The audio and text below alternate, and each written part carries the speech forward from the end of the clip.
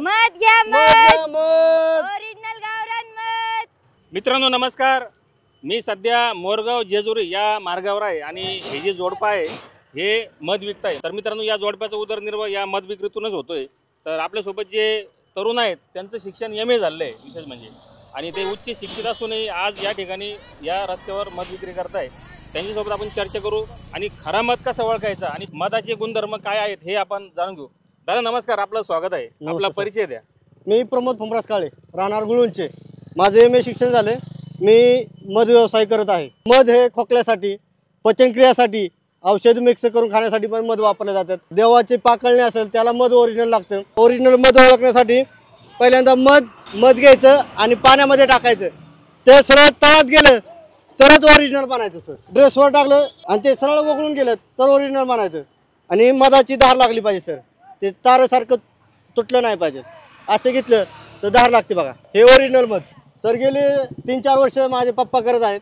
मी सध्या वर्ष झाले करतो त्यांच्या पाठीमागं। त्यांनी शिकवलं आम्हाला, MA शिक्षण झाले, पण नोकरी बेरोजगारी असल्यामुळे नोकरी नाही आहे।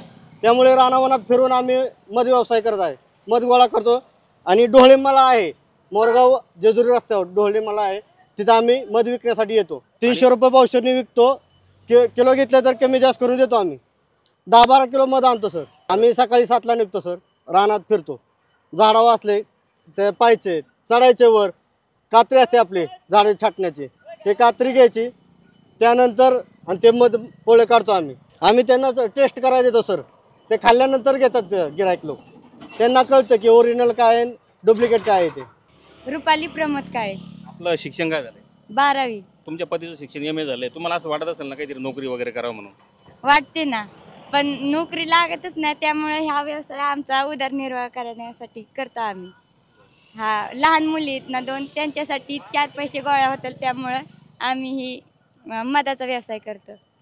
आता बाहेर असे जे मधाचे पोळे घेऊन विकतात त्याच्यावर बऱ्याच जणांचा विश्वास राहत नाही, म्हणजे त्यांना बऱ्याच जणांना असं वाटतं की हा गुळाचा पाक वगैरे असेल। त्यासाठी आम्ही गिरायकांच्या समोरच पिळून देतो। आता तुमच्या समोरच मी पिळतो मध, बघा कसं निघतंय ओरिजिनल। तर मित्रांनो आम्ही सुद्धा या ठिकाणी मध घेतलेलं आहे। खात्रीशीर मध कसं असतं ना, तर तुम्ही बघू शकता इथे मधमाशांचे पोळे आहेत आणि त्याला तुम्ही मधमाशे किती घोंगावताय ते दिसत असेल तुम्हाला। मित्रांनो मध हा शरीरासाठी अतिशय फायदेशीर असतो आणि ओरिजिनल जर मध घेतला तोच फायदेशीर ठरतो। ताईला पत्ता सांगा जिथे तुम्ही हे विक्री करताय। मोरगाव जेजुरी रोड आहे, या ढोलेमळा आहे, तालुका पुरंदर, जिल्हा पुणे। मधाच्या बाबतीत बऱ्याच लोकांमध्ये अजूनही जनजागृती झाली नाही की मध किती शरीरासाठी फायदेशीर असतो।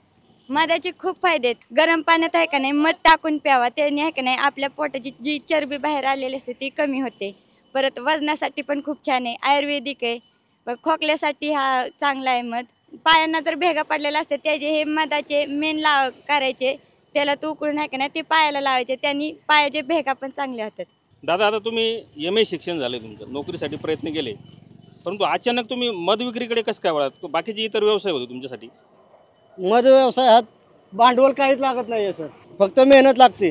शून्य भांडवल, बऱ्यापैकी सर 2-3 हजार रुपये सुटतात रोजचे। बरं हा मध किती दिवस टिकतो साधारण? साधारण 3 वर्ष सर। फक्त काचेच्या भांड्यात ठेवायचं आणि फ्रीजमध्ये ठेवायचं नाही सर। हाय असा 3 वर्ष मध राहणार तुमच्या घरी। 1 दिवसाचं जाणं आपल्याला बाळाला पण द्या, हा मध खराब नाही आहे। मित्रांनो तुम्हाला सुद्धा ऑनलाईन जर मध मागवायचं असेल तर त्यांच्याशी तुम्ही कॉन्टॅक्ट करू शकता। दादा तुमचा नंबर सांगा। माझा नंबर आहे 7522 97 57 50, प्रमोद काळे। आणि तुम्ही जर या मार्गाने जाणार असाल तर तुम्ही प्रत्यक्ष इथे थांबा, तुम्ही लोकेशन बघून घ्या। जेजुरीकडे जाताना जेजुरी मोरगाव हा रोड आहे, बाजूला इथे उभे राहून ते हा मध विक्री करतात। या ताईसुद्धा इथे रोडच्या बाजूला असतात आणि इथे मध विक्री करतात। तर खास आम्ही या ठिकाणी थांबून या मधाची खरेदी केलेली आहे। दादा काही ग्राहकांचे वाईट अनुभव येतात, काय असतं त्यांचं मत? काही म्हणतात का मिक्स आहे, आता आपण तुमच्या समोरच पिळतोय सर। काही शिवीगाळी देतात, मध विकून देत नाही रस्त्यावर। ग्राहक थांबलेले त्यांना परत माघारी पाठवतात, घेऊ नका म्हणतात, घेऊ नका असं म्हणतात। एक वृद्ध माणूस होता, मगाशी आम्ही विकत होतो तर गाड्या थांबल्या होत्या तर ते म्हणले थांबू नका, घेऊ नका, जावा पुढं। त्यामुळे ते माणसं पण थांबली ना, ती थांबलेली माणसं निघून गेली।